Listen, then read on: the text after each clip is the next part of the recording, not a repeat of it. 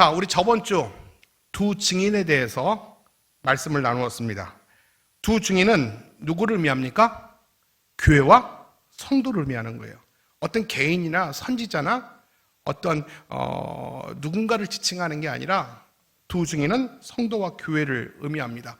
그 두 증인이 1260일 동안 뭐합니까? 복음 전도의 사명과 책임이 그들에게 있다고 했습니다. 기억나시죠? 자, 1260일이 끝나고 나면 어떤 일이 일어납니까? 이게 바로 오늘 본문부터 일어날 7절이에요. 7절 말씀 한번 볼까요? 시작.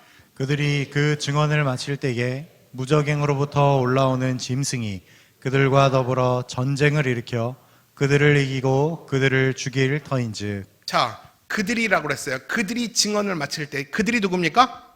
두 증인. 교회와 성도가 복음 전도의 사명을 마치고 나니까 그 다음에 무슨 일이 있냐면 무적행, 지옥으로부터 올라오는 짐승이 그 두 증인들과 더불어 전쟁을 일으켰는데 그들을 두 증인을 이기고 그 두 증인들을 죽였다라는 거예요. 여러분, 이것은 결국 뭐를 얘기하는 거냐면 이 두 증인이 사람이 아니라는 것입니다. 사람과 전쟁할 때 전쟁이라고 말하지 않아요. 그 두 사람을 죽였다고 그러죠. 그러니까 전쟁했다라는 것을 표현해 보면 이것은 한두 사람이 아니라 공동체를 의미하는 겁니다. 그 공동체를 의미하는, 그래서 교회와 바로 이 성도들을 의미하는 것입니다. 자, 그러면 무적행에서 올라온 짐승이라고 그랬어요. 근데 그 짐승이 누구냐면 산짐승이 아니래요. 우리가 동물원에서 볼 수 있는 산짐승이 아니라 사탄의 권세와 능력을 부여받은 적그리스도적인 존재. 사탄의 마귀의 권세와 능력을 받은 적그리스도적인 존재. 여러분, 적그리스도 들어봤습니까? 안 들어봤습니까? 들어봤죠? 오늘 요한 1서에 지금 적그리스도라는 단어가 2번 나오고 요한 2서에서도 적그리스도라는 말이 나와요. 여러분, 적그리스도 많이 들어봤어요. 적그리스도가 누굽니까? 이걸 정확하게 영어로 말하면 안티크라이스트예요. 안티크라이스트가 뭡니까? 예수를 반대하는 자들. 쉽게 말하면 교회를 박해하는 반그리스도적인 존재.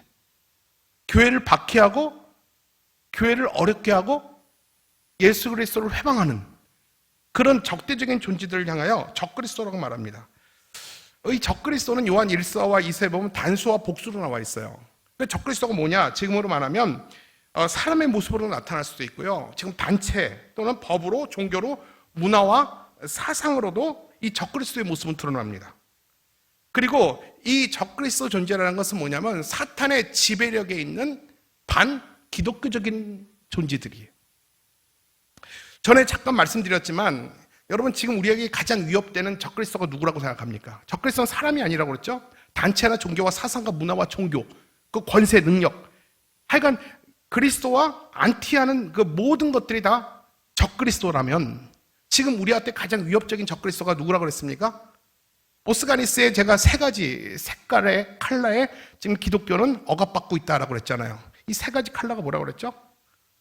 빨간색이 뭐라고 그랬습니까? 공산주의. 그리고 무지개 색깔이 뭐라고 그랬습니까? 동성애. 그리고 검은 색깔이 뭐라고 했습니까? 급진적 이슬람. 이게 여러분 적그리스도예요. 이게 지금 안티크라이스트예요. 교회를 박해하고 믿는 자들을 억압하고 이런 존재들이 바로 이 짐승들이라는 거예요. 짐승들이거나 짐승들에게 영향받는 그 짐승의 지배 아래에 있는 적그리스도적인 영향들이라는 것이죠. 여러분, 이 편지를 받았던 이 요한이 이 편지를 누구에게 썼습니까? 1세기 유대인들에게 썼어요. 1세기 기독교인들에게 썼어요. 그렇다면 1세기 기독교인들을 괴롭혔던 무적에서 올라온 짐승들은 그 당시 누굴 얘기하는 걸까요? 로마예요. 로마의 정권이 기독교인들 박해했잖아요. 그래서 여러분, 로마의 10대 박해 아시죠? 기독교를 향한 10대 박해가 있었어요. 이게 당시 이 기독교인들을 박해했던 로마의 10대 박해, 네로를 중심으로 한 그 헤롯 로마의 황제들이 다 적그리스도였고요. 그리고 지금 우리 역사로 볼 때 독일의 히틀러나 또 중국의 등소평이나 북한의 김일성도 이런 지도자들도 기독교를 강제하고 억압하는 안티크리스트들이었어요. 다 적그리스도들이었습니다. 그리고 그뿐만 아니라 그를 추종하는 그 모든 무리들조차도 다 적그리스도적인 존재라는 것입니다. 그런 의미에서 볼 때 여러분, 교회가 탄생되고 지금까지 교회는 역사적으로 볼 때 한 번도 환란기가 없던 적이 없었어요. 모든 정권과 모든 권력은 다 기독교를 음해했고 기독교를 박해했고 또 친교회적이지 않았어요. 가장 교회가 나라와 가장 가까웠을 때가 교회가 가장 썩었을 때, 중세시대 때 돈으로 성지권을 팔고 돈으로 구원을 팔 때, 그때만 빼놓고요, 교회가 생성된 이후부터 2000년이 지난 지금까지 교회는 계속해서 환란과 박해를 받아왔던 기간이에요. 적그리스도들에게, 적그리스도적인 존재들에게, 적그리스도를 따르는 무리들에게 계속해서 교회는 박해를 받아왔어요. 지금도 우리는 박해를 받고 있어요. 그리고 앞으로도 그런 적그리스도적인 존재, 지도자들은 계속 생겨날 것이며, 그리고 그를 따르는 추종자들은 더 많아질 것이다. 그래서 그들은 우리 기독교인들과 사상전쟁을 벌이게 될 것이고, 그들은 더 악랄하게 교회를 조여올 것이고 박해할 것이고 또 교회를 압박하고 있을 것이다 라는 것을 성경은 계속해서 요한계시록은 우리에게 이야기를 하는 거예요.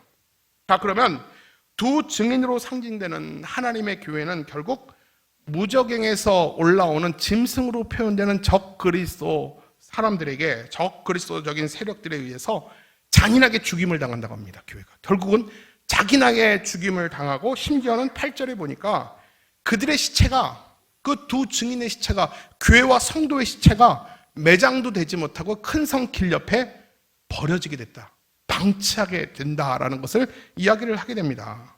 여러분, 사람이 죽고 나면 그 망자에 대한 예의를 봐서라도 시신을 잘 묻어줘야 되는 거 아닙니까?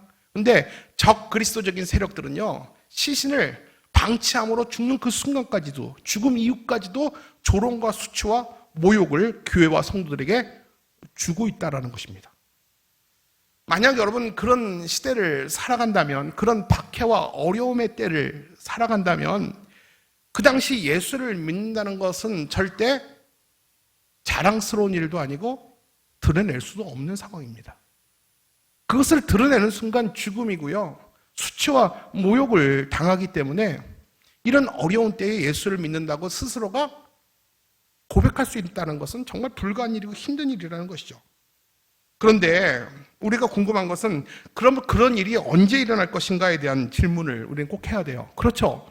지금은 아니잖아요. 지금은 아닌데 정말 이 교회와 성도가 다 죽고 박해하는 자들이 승리하는 날이 언제 올 거냐라는 것을 우리는 궁금해합니다. 7절 초반에 보겠습니다. 그때가 언젠가. 시작. 증언을 마칠 때에. 좀 빨리 읽어주세요. 늦지 말고. 다시 시작. 그들이 그 증언을 마칠 때에. 자, 언제입니까? 교회와 성도들이 복음 전도의 사명과 책임을 마칠 때 그런 일이 일어난다는 거예요. 근데 정확히 알 수는 없어요. 그러나 성경이 밝히 말하는 것은 뭐냐면, 두 증인이 복음 전파를 마치는 사명 끝에 바로 그때라는 것입니다. 하나님의 교회와 하나님의 성도들이 세상에서 사명이 끝나지 않는 한 하나님은 사탄에게 교회를 해할 권세를 주지 않았어요. 굉장히 중요한 얘기입니다. 두 증인이 자기 사명이 완수될 때까지 하나님은 사탄에게 두 증인을 해할 권세를 주지 않았다는 거예요. 그래서 사명자는 사명이 끝나지 않은 한 불멸의 존재예요. 우리가 그런 말 하잖아요. 내 사명이 끝나지 않았으면 나는 아직 죽지 않을 겁니다. 교회나 성도는요, 사명이 있어요. 그 사명이 끝나지 않은 한 이런 일이 일어나지 않는다는 겁니다. 자, 그러면 하나님의 교회가 사명을 완수하면서 이제 사명이 끝나면, 복음 전도의 사명과 책임이 다 끝나면 이 죄악된 세상에 하나님의 교회가 더 이상 있을 필요가 없는 것이죠. 그렇잖아요. 사명이 끝났기 때문에. 그래서 하나님이 두 증인에게 복음을 증거하도록 맡기신 기간이 1260일. 이게 3년 반이고 42개월이에요. 여러분, 성경에서 7 외에 그 이상의 숫자는 다 상징적인 숫자이지 실질적인 숫자가 아니에요. 14만 4천도 마찬가지고요. 여기서 말하는 1260일도 마찬가지예요. 이건 실제 숫자가 아니에요. 7년 대환란 할 때도 그것도 상징적인 숫자지 실질적인 숫자가 아니에요. 그러면 이제 여러분 1260일의 기간이 지나면 더 이상 이 땅에 복음을 들을 교회는 이 땅에 없어지는 거예요. 이해 가십니까 여러분? 자, 1260일 동안 교회는 복음을 전하고 1260일이 끝나면 이제 복음의 문이 닫히고 사명이 끝나면 더 이상 이 죄악된 세상 교회가 필요 없다라는 것입니다. 자, 두 증인이 잔인하게 죽임을 당하게 되자 이 세상에 속한 자들은 불신자들이 보이는 반응은 어떨까요? 우리 9절에서 10절이에요. 자, 시작. 모든 나라와 민족들이 그들의 시체를 땅에 묻지 않고 3일하고 반나절 동안 내버려둔 채 구경할 것입니다. 이 땅에 살고 있는 사람들은 모두 그들의 죽음을 기뻐할 것입니다. 또 잔치를 하고 서로 선물도 주고받으며 즐거워할 것입니다. 그것은 이 두 증인이 그들에게 너무나 많은 고통을 가져다 주었기 때문입니다. 자, 이제부터 잘 들으세요. 이것은 교회의 마지막 세대의 모습이에요. 교회 이제 마지막 1260일이 끝날 때쯤 일어나는 마지막 때의 의미인데 마지막 때에 치열하게 교회가 박해를 받을 때입니다. 여러분 잘 들으세요. 실제로 교회와 성도가 다 죽는다는 게 아니에요. 실제로 정말 한 사람도 남김없이 다 순교한다는 말이 아니에요. 이 말의 의미는 뭐냐면요. 죽을 듯이 박해를 믿음 때문에 받는 그 기간이 있다라는 거예요.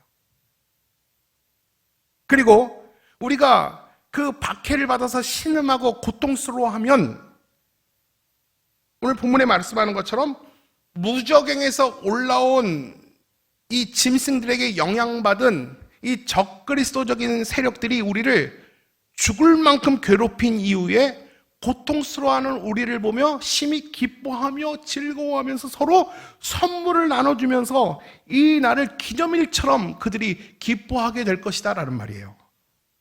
다시 말하면 이 1260일이 다 끝날 때쯤에 극렬한 박해가 심해질 건데 그때는 바로 죽는다 그랬는데 죽는다는 의미가 뭐냐면 극심한 박해가 죽을 것 같은 박해가 교회 가운데 성도 가운데 있게 될 것이고 그런 모습을 불신자들은 기뻐하며 박수치며 좋아하게 될 것이다.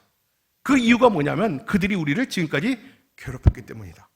두 증인들이 지금까지 우리를 괴롭혔기 때문에 우리를 괴롭힌 그 가해자들이 피해자가 돼서 고통스러워하는 모습을 보고 우리가 기뻐한다라는 이야기를 하고 있는 거예요.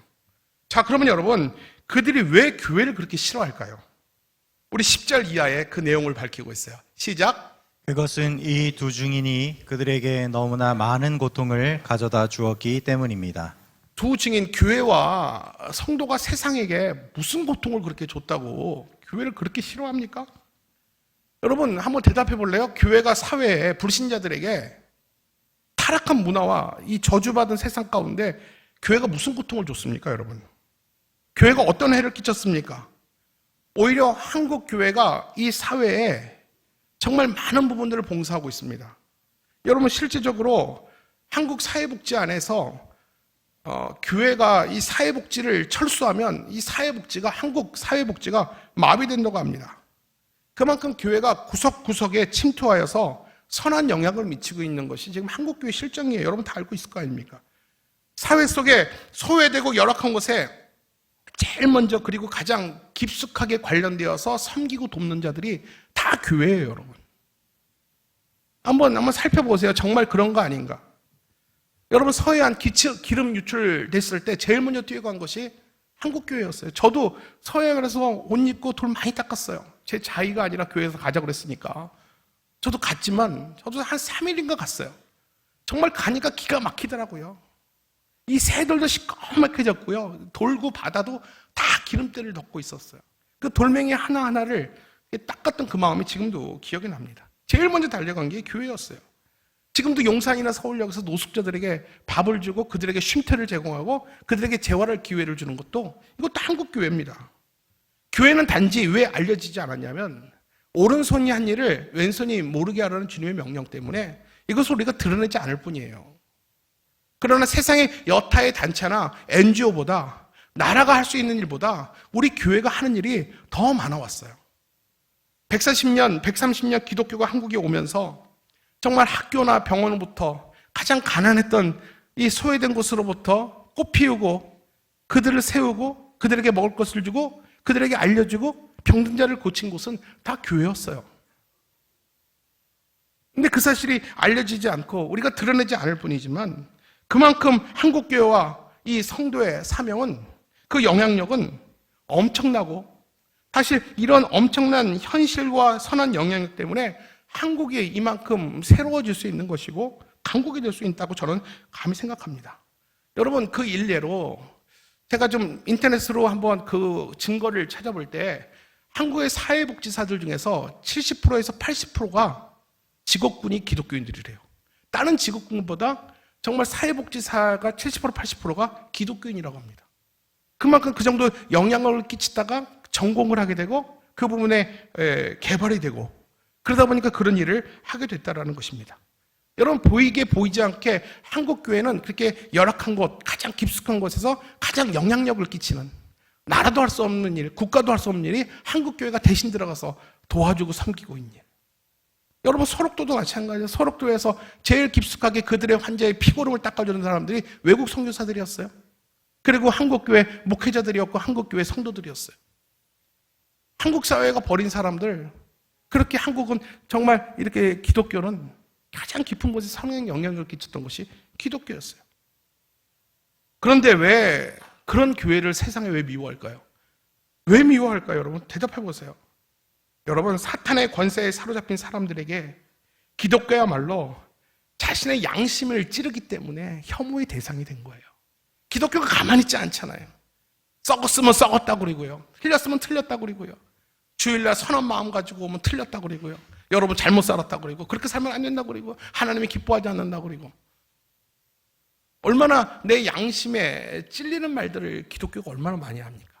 그러다 보니까 사탄의 지배 아래 있는 사람들은요, 죄 가운데 어둠 가운데 있는 사람들은요, 기독교야말로 혐오의 대상이 되는 것이죠.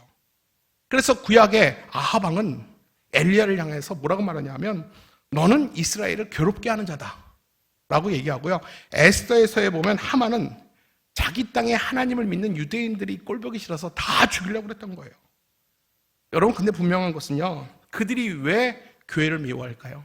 왜 성도들을 미워할까요? 예수님이 말씀합니다. 세상이 너를 미워하는 게 아니라 나를 미워하는 것이다. 어둠이 빛을 싫어하는 거예요. 우리가 빛 대신 예수 그리스도를 따라다니고 우리가 빛으로 소금으로 사니까 그 부패한 양심들이 우리랑 같이 한 공간에 살아가는 것이 불편한 것이고 틀렸다고 말하고 양심대로 살아가는 우리들과 한 공간에서 한 조직에 있는 게 우리가 불편한 거예요. 여러분 보통 때는 잘 지내다가 신앙 얘기만 하면 얼굴이 정색하는 사람들 있죠. 여러분 우리 주위에 신앙에 대해서 교회에 대해서 적개심과 혐오를 가진 사람이 의외로 참 많습니다. 여러분 물어볼게요. 그런 사람들에게 이 땅에서 교회가 없어진다고 하면, 그런 사람들에게 예수쟁이들이 다 사라진다고 하면 얼마나 좋을 일입니까? 그렇게 생각하면 딱 좋은 거예요. 여러분 이 땅에서 교회가 없어진다는 것은 뭘 의미하냐면 세상에 종말이 왔다는 거예요. 세상 예수님이 오시면 더 이상 교회가 이 땅에 있어야 될 이유가 없잖아요. 그렇기 전에 예수님이 오기 전에 마지막 때인 줄 알고요, 그 악한 자들이 교회를 더 압박한다는 거예요. 근데 그 악한 때 환난의 때를 이기면 결국 주님 재림을 우리는 만날 수 있다는 거예요. 여러분 이 땅에 교회가 없어진다는 것은 세상의 종말이고 더 이상 생명의 말씀을 들을 수 없다는 거예요. 이 말은 뭡니까? 더 이상 구원을 받고 싶어도 받을 길이 없다라는 겁니다. 여러분 죄인들을 오늘도 괴롭게 하더라도 내 양심을 찌르는 칼처럼 들릴지라도 참 구원의 길과 생명의 길을 인도하는 교회가 있음이 여전히 축복일 줄로 믿습니다. 여러분 아무리 귀찮고 싫어도 꼴보기 싫어도요, 꼴보기 싫은 예수쟁이가 오늘도 나한테 교회 가자고 말해도 여러분 이렇게 지금 아직 1260일이 안 찬 것이 이 복음을 들을 수 있음이 불신자들에게는 아직까지 희망이 있다라는 거예요. 결국 교회가 없어지는 것을 기뻐하는 것은 스스로 구원의 문을 차단시켜버린 거나 똑같습니다. 여러분, 제가 물어볼게요. 여러분은 과연 교회가 없어지는 것에 박수를 보내는 사람입니까? 아니면 믿음을 지키기 위해 오늘도 환날 당할 준비를 하고 계신 분입니까? 여러분 대답해 보세요. 나는 교회가 없어지는 게 좋습니까? 아니면 믿음을 지키기 위해서 환난 받을 준비가 되어 있는 사람입니까? 사랑하는 여러분, 마지막까지 주님의 재림이 구원이 완성될 때까지 우리의 신앙은 영적으로 무장되기를 주님의 이름으로 축복합니다. 그러나 여러분, 교회가 이렇게 끝나지 않습니다. 이제 대반전이 일어납니다. 두 증인이 죽었다고 그랬어요. 그 시신이 길거리에 방치되어 있다고 그랬어요. 지나가는 사람이 그 시신을 향해 침을 뱉고 조롱한다고 그랬어요. 교회가 이 박해로 인하여, 극심한 박해로 인하여, 악랄한 박해를 향하여 거의 죽은 것처럼 큰 고통을 당할지라도 그렇게 세상은 끝나지 않는다는 것입니다. 교회가 이렇게 끝나지 않아요. 11절 보십시오. 대역전이 일어납니다. 시작. 3일 반 후에 하나님께로부터 생기가 그들 속에 들어가매 그들이 발로 일어나니 구경하는 자들이 크게 두려워하더라. 3일 반 후에, 3일 반이 뭐냐면 3일하고 반. 3일하고 반 동안 교회가 박해를 당한 거예요. 이거 꼭 기억하셔야 돼요. 자, 1260일 동안은 복음을 전하는 기간이었고요. 그에 비해서 3일 반, 이 짧은 시간은 교회가 환난을 받은 시간이에요. 자, 머릿속에 기억하시면 됩니다. 3일하고 반이 지나니까 무슨 일이 있었냐면 하늘로부터 생기가 내려와서 죽은 사람 시신에 들어가니 그들이 두 발로 서서, 여기서 뭐라 그랬습니까? 구경하는 자들이 크게 두려워하더라. 에스겔의 37장에 있는 마른 뼈, 그런 상황이 아닙니까? 생기가 없는 마른 뼈 가운데 주의 생기가 불어오니까 마른 뼈들이 맞아가면서 군대가 되었던 것처럼, 예수님이 십자가에 죽으신 이후에 모두가 끝났다고 좋아하는 샴페인을 따던 그때에 주님이 예수님을 살리셨던 것처럼, 오늘 두 증인이 죽음을 당하고 길거리에 비참하게 버려졌는데, 그로부터 3일 반이 흐르고 지난 이후에 하나님으로부터 그들이 생기를 입으니 두 발로 섰더니 모든 사람들이 그 모습을 보고 두려워했다고 그랬습니다. 다시 말하면 부활한 것입니다. 여러분, 예수님의 부활은 몇몇 사람밖에 못 봤어요. 맞죠? 그러나 이 두 증인의 부활은 모든 사람이 보고 다 두려워했다고 그랬습니다. 자, 교회의 죽음을 두고서 이 세상 사람들이 그토록 즐거워하며 경축했던 대환란의 시간이 고작 며칠이었다고요? 3일 반. 아주 짧아요. 여러분, 1260일은 은혜의 때입니다. 은혜의 시간이에요. 복음을 전할 수 있고 하나님께서 주시는 은혜를 누리는 시간이 1260일이에요. 그에 반해 환란은 3일 반밖에 안 되는 짧은 시간이에요. 자, 그렇다면 우리가 억지로 1260일을 이해하거나 해석하려고 하지 말고 그냥 1260일과 3일 반은 그냥 길다 짧다 그 정도만 생각하면 돼요. 1260일에 비하면 3일 반은 아무것도 아니다. 우리에게 주신 하나님의 은혜에 비하면 우리가 감당해야 될 환난은 아주 짧다라는 거예요. 믿음을 지키기 위해서 우리가 견디는 시간은 조금만 견디면 된다라는 것입니다. 여러분, 로마의 10대 박해는 200년을 거쳐서 왔어요. 로마의 10대 박해는 짧았어요. 그러나 교회의 전성기와 부흥은 여전히 길었습니다. 로마가 예수님을 십자가에 못 박았지만 예수님은 다시 살아나서 지금까지 열방의 왕이 되어주셨어요. 세상이 교회를 죽였지만 교회는 다시 살아났습니다. 교회는 이처럼 믿음을 지키기 위해서 어려움을 당하고 박해를 당해요. 그리고 꺾구림을 당하고 숨통이 끊기는 대환란을 당할 수도 있어요. 그래서 적들에게 수치와 조롱과 모욕을 당할 수도 있습니다. 그러나 하나님은 자신의 교회가 그토록 수치와 모욕당하는 것을 하나님은 오래 기다려주지 않았다라는 거예요. 자기 백성이 고통당하는 것을 오랫동안 하나님이 보시지 않았다라는 거예요. 하나님은 바로 즉시 자신의 교회를 살려내신다라는 겁니다. 3일 반이라는 짧은 환란의 시간이 지나가면 성령이 강력하게 역사하셔서 교회를 살리고 그 전에 없었던 부흥을 하나님이 다시 허락해 주실 겁니다. 그리고 교회를 그냥 이렇게 세워줄 뿐만 아니라 만인들이 보는 앞에서 교회를 높여주실 거예요. 여러분, 지금이 바로 그런 시간이에요. 언제 이런 일이 일어나는가? 여러분, 지금이 바로 그런 시간이에요. 지금 우리가 믿음 때문에 환난과 박해가 있어요. 그렇지만 성령께서 우리를 또 강력하게 붙들어 주시고 일으켜 주시고 부흥시켜 주는 기간이 바로 지금 이 시간이기도 하다라는 것이에요.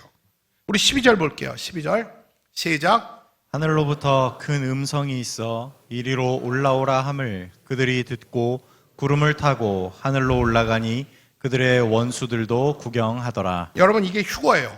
잘 들어보세요. 휴거는 성도들이 재림 전에 부름받아 하나님께 구름 타고 올라가는 거예요. 이게 휴거인데 언제 일어나냐? 바로 재림 전에 일어나는 성도의 최종의 상태를 이야기를 하는 것인데, 이 부분에 대해서 굉장히 많은 신학자들의 해석이 많아요.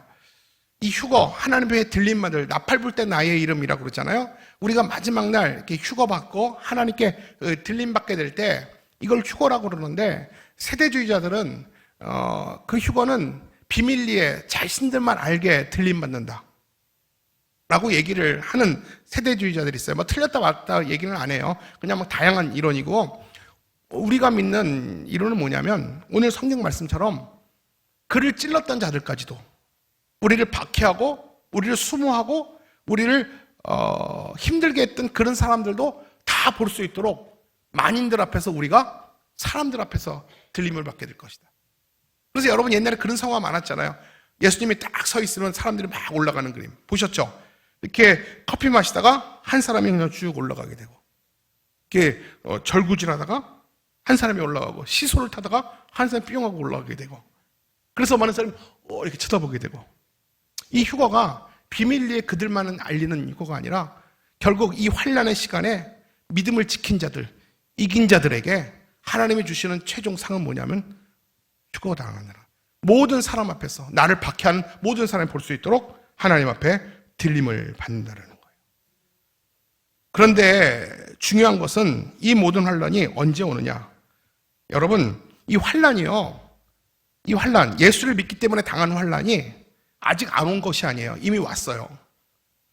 1세기 때 믿음을 지키기 위해서 네로에게, 로마의 황제들에게 10대 박해 받았잖아요. 이미 왔어요. 지금 북한의 지하교회 성도들 이미 왔어요. 그 고통 가운데, 환난 가운데 있잖아요. 그리고 지금 아마 통과하고 있는 사람도 있어요, 환난을. 그리고 박해가 아직도 안 오기도 했어요. 그러니까 이 환난과 박해가 지금은 아니고 나중에 몰아서 오는 게 아니에요. 지금이 1260일의 기간이고, 지금이 3일반의 시간이고, 지금이 바로 환난과 은혜가 함께 공존하는 시간이 바로 여러분과 제가 살아가는 교회 시대라는 거예요. 제가 이제부터 요한계시록을 이해하는 중요한 그림을 하나 보여줄 텐데, 이건 굉장히 여러분의 이해를 도우는 그림이에요. 한번 보여주세요. 자, 지금은 우리가 교회 시대예요. 자, 초림, 예수님이 오셨잖아요. 그리고 재림 전에 우리가 살아가고 있잖아요. 지금 우린 여기 있죠. 초림과 재림, 예수님이 태어나시고 예수님이 다시 오실 때까지 우리가 살아가고 있잖아요. 이 시대를 신약 시대라고 말하고요, 교회 시대라고 말해요. 여러분, 우리가 계속 요한계시록을 읽으면서 일곱 인, 일곱 나팔, 일곱 대접, 이게 다 재앙이잖아요. 이 재앙이 언제 일어나요? 벌써 이미 우리가 태어나기 전부터 이미 그 재앙들이 일어나기 시작했고, 지금도 일어나고 있고 앞으로도 일어날 거예요. 다른 시대에, 어떤 시대에 몰아서 나온 게 아니라 이미 우리는 그 시대에 살아가고 있는데, 지금 이 시대가 언제 시대냐면 1260일의 시기가 지금이에요. 그리고 3일 반 교회를 죽이고 두 증인을 악랄하게 고통을 주는 이때가 바로 지금이기도 하고요. 그리고 결국 42달, 이 모두 다 이 상징적인 숫자예요. 그리고 지금이 바로 두 증인, 교회와 성도들을 의미하는 건데, 자, 예수님이 오시면서 사단을 무저갱에 가두셨어요. 무저갱에 가둬놓으니까 무저갱에 있는 연기와 황충이 올라왔잖아요. 갇혀있는 자들이 올라오기 시작한 거예요. 스멀스멀 올라와서 우리를 박해하고 우리를 고통스럽게 하는 건데, 자, 예수님이 마지막에 이제 여러분, 마지막 악랄하게 박해가 극심해질 때, 예수님이 곧 오실 마지막 때에 뭐가 있냐면 아마겟돈 전쟁이 있다라는 거예요. 여러분 요한계시록 16장 16절 한번 보실래요? 요한계시록 16장 16절 이거 맞나? 자, 16장 16절부터 17절 한번 같이 읽어볼게요. 시작. 새 영이 히브리어로 아마겟돈이라 하는 곳으로 왕들을 모으더라. 일곱째 천사가 그 대접을 공중에 쏟음에 큰 음성이 성전에서 보좌로부터 나서 이르되 되었다 하시니. 자, 이게 뭐냐면 일곱째 대접을 쏟으니까 아마겟돈, 이 무깃도라는 곳에서 사탄이 모든 영을 총력을 다해서 하나님과 큰 싸움을 벌였다는 거예요. 큰 싸움을 벌였는데 여기서 그랬죠. 우리 17절 보니까 보좌로부터 나서 이르되 되었다 하시니, 하나님의 승리로 모든 영적인 전쟁이 그치고 사단은 영영 못 나올 불못에 던지게 되고, 이 교회는 새 예루살렘으로 교회가 완성이 되고, 우리는 그때 믿음을 지켰기 때문에 주님 앞에 들림과 휴거를 받게 된다는 것이에요. 어려워요? 안 어렵죠? 안 어려운데 여러분 어렵나? 좀 내가 질문을 좀 받고 싶어요. 뭐가 궁금한지. 결국 여러분 이제 잘 들어보세요. 중요한 것은 뭐냐면 주님 다시 재림하실 때까지 우리가 믿음을 잘 지키고 환난으로부터 여러분을 지켜라. 이렇게 주를 위해서 끝까지 환난을 받으면서도 믿음 지키는 자에겐 하나님께서는 기억하시고 불러내실 거라는 거죠. 동시에 핍박하던 자들은 어떻게 됩니까? 우리 13절 볼까요? 13절 시작. 바로 그 시각 큰 지진이 일어나 그 도시의 10분의 1이 파괴되는 과정에서 무려 7,000명의 사람들이 죽었습니다. 그러자 살아남은 사람들은 큰 두려움에 휩싸여 하늘에 계신 하나님께 영광을 돌렸습니다. 자, 여기서 살아남은 사람들은 큰 두려움에 휩싸여 하늘에 계신 하나님께 영광을 돌렸습니다. 이게 무슨 말이냐면 결국 하나님의 영광을 인정하지 않았던 이 적그리스도적인 존재들과 무리들이 13절 후반에 보니까 하나님이 두려워서 하나님께 영광을 올려드렸다 그랬어요. 여러분 오해할 게 아닌 것은 하나님께 영광을 올려드렸다고 이것이 변하여 회개하고 구원받았다는 게 아니에요. 핑계치 못할 이 현실, 눈앞에 펼쳐진 그 광경을 보고 두려워하며 하나님은 정말 살아계시는구나. 그때 주님을 찌르던 자들, 교회와 성도를 핍박했던 자들도 모두가 인정하는 날이 오게 될 거라는 것입니다.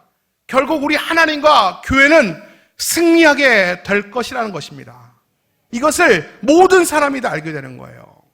여러분 지금은 예수님이 십자가에 죽으시고 부활하셨다는 것 아는 사람만 알고 모르는 사람은 모릅니다. 안 봤으니까.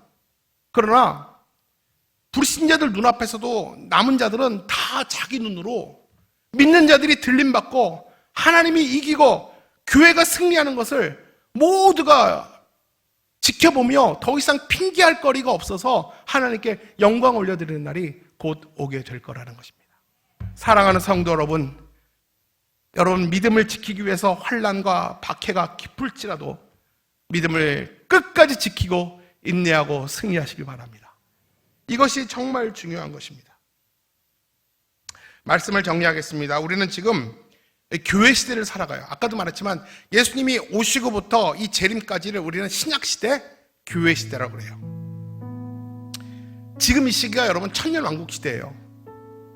어떤 사람은 천년왕국의 시기가 언제냐고 물어보는데 바로 지금이 천년왕국 시대예요. 이 신약시대, 교회 시대가 천년왕국 시기고요. 지금이 1260일의 시간이고요. 지금이 3일 반이라는 환란의 시대예요. 우리가 이걸 제일 기억하면 돼요.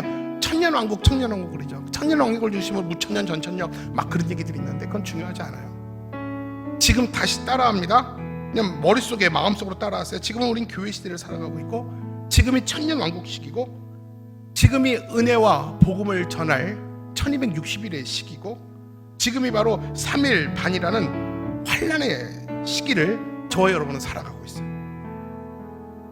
우리가 또 기억해야 될 것은 1260일이라는 시간은 긴 반면에 우리가 당하는 환난은 짧아요. 여러분, 그 짧은 3일 반을 견디지 못해서 우리의 영생을 놓쳐버린다면 이것만큼 어리석은 사람이 어디 있어요? 기억하세요. 우리가 믿음을 지키자면 이 세상에서 큰 환난과 시련이라는 용광로 시기가 올 수 있어요. 이미 지나간 사람도 있고요, 지금도 그 고통의 시간을 통과하는 사람도 있고, 앞으로 그 기간이 믿음 때문에 어려움을 당할 수 있는 사람도 있어요. 성경은 분명히 말합니다. 주님 재림 전에 아주 힘든 시기가 있을 것이다. 이제 마지막 때가 되면 이 사탄이 자신들이 하나님을 이기지 못할 걸 알아요. 그리고 영원히 그 불못에 던져질 것을 알기 때문에 마지막인 줄 알고 더 극성을 부려서 하나님을 대항하고, 하나님을 감히 대항하지 못하니까 주님이 미운데 주님을 미워할 수 없으니까 주님을 따르는 자들을 미워하기 시작하면서 그들을 더 가하게, 더 힘들게, 더 모진 박해로 우리를 괴롭힐 수 있다는 거예요. 마지막 때가 가면 갈수록 지금이 아마 그때라 생각합니다. 근데 하나님은 우리에게 분명히 요한계시록을 통해서 말씀합니다. 그 시기가 짧다, 영원할 것 같지만 절대 영원하지 않다, 이렇게 내가 죽을 것 같지만 절대 죽지 않는다. 하나님은 자기 사랑하는 사람을 절대 놓치지 않는다, 우리를 잊지 않는다. 너를 낳은 부모가 너를 잊을지라도 하나님은 너를 잊지 않는다. 하나님께 소망 두고 그 믿음이 여러분을 지킬 줄로 믿습니다.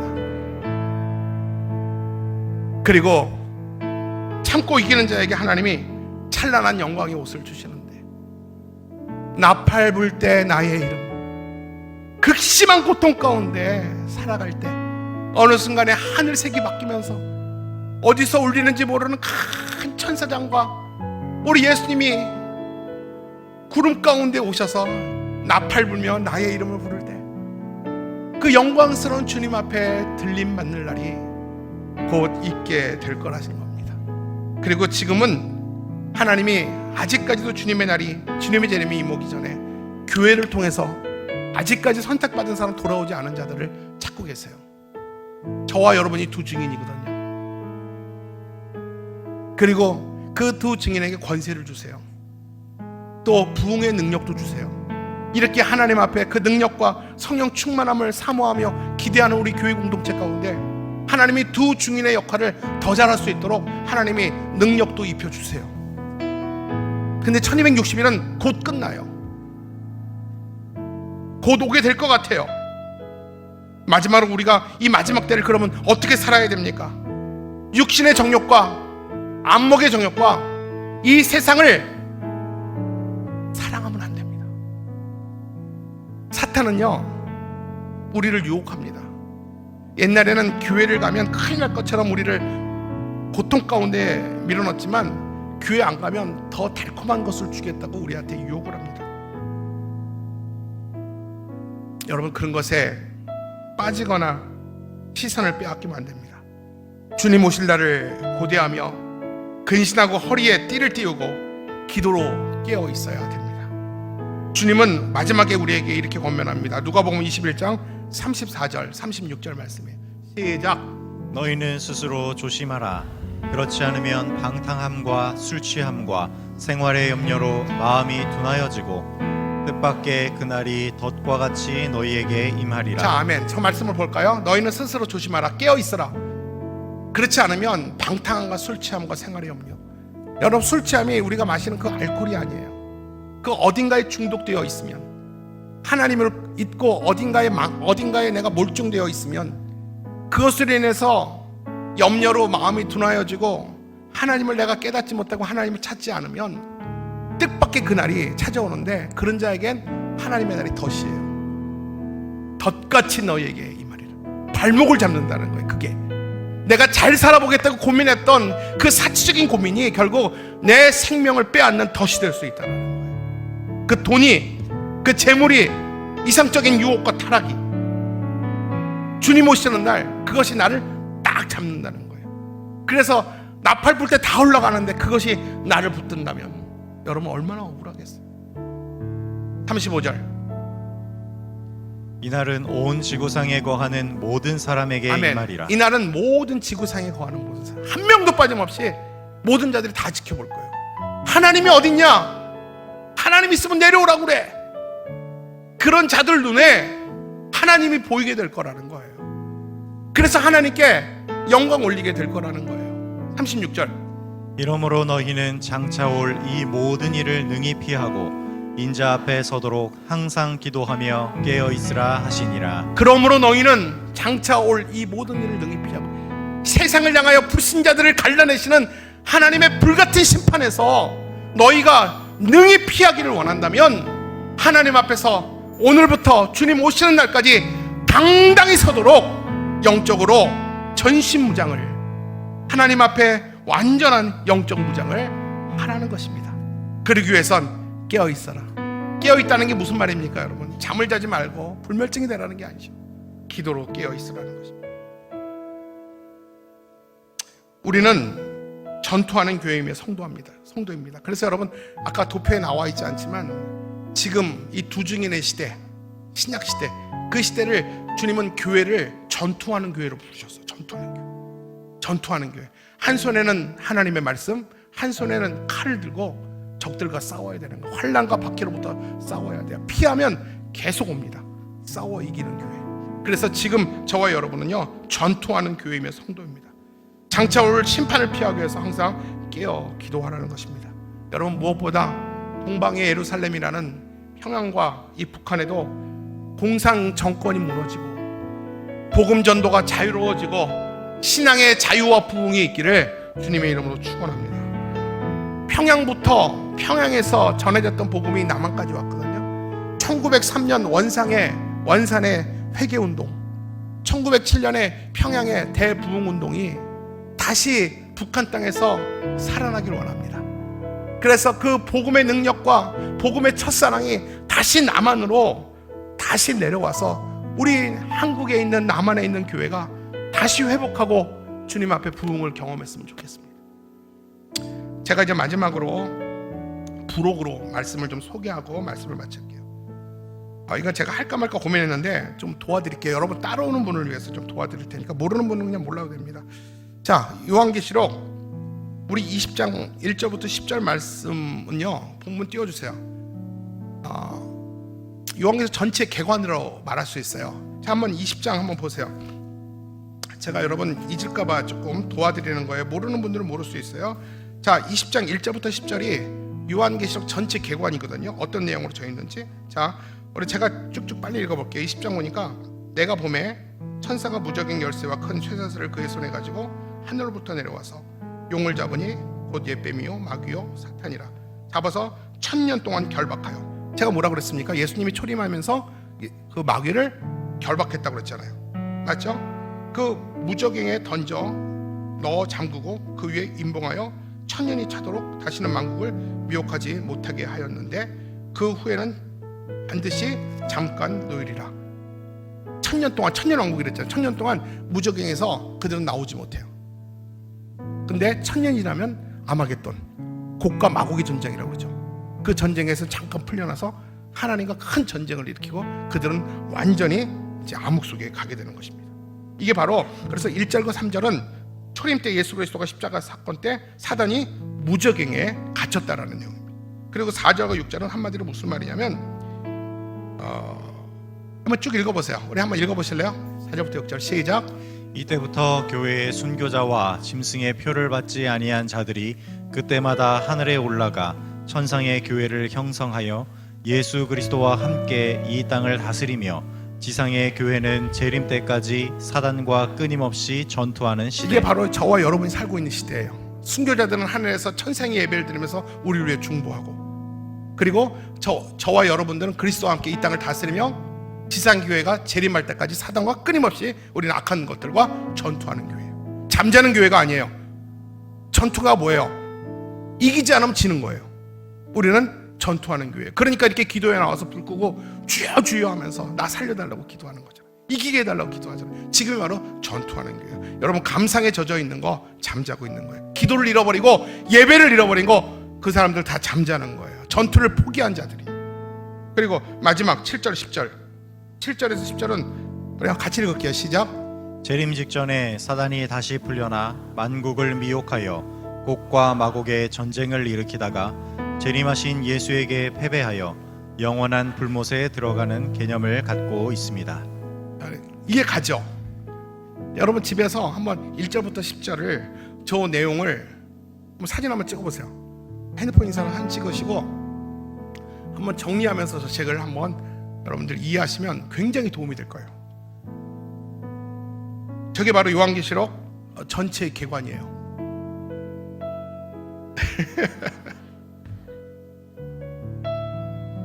여러분 혹시 이거 못 찍으신 사람 필요하신 분이 목사님한테 요구하시면 제가 프린트해서 나눠드릴게요.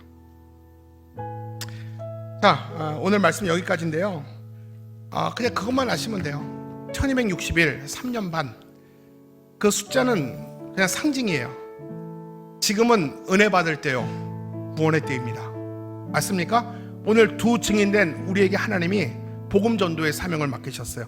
책임을 맡기셨어요. 그리고 이 책임이, 이 사명이 언젠간 끝나는 날이 있어요.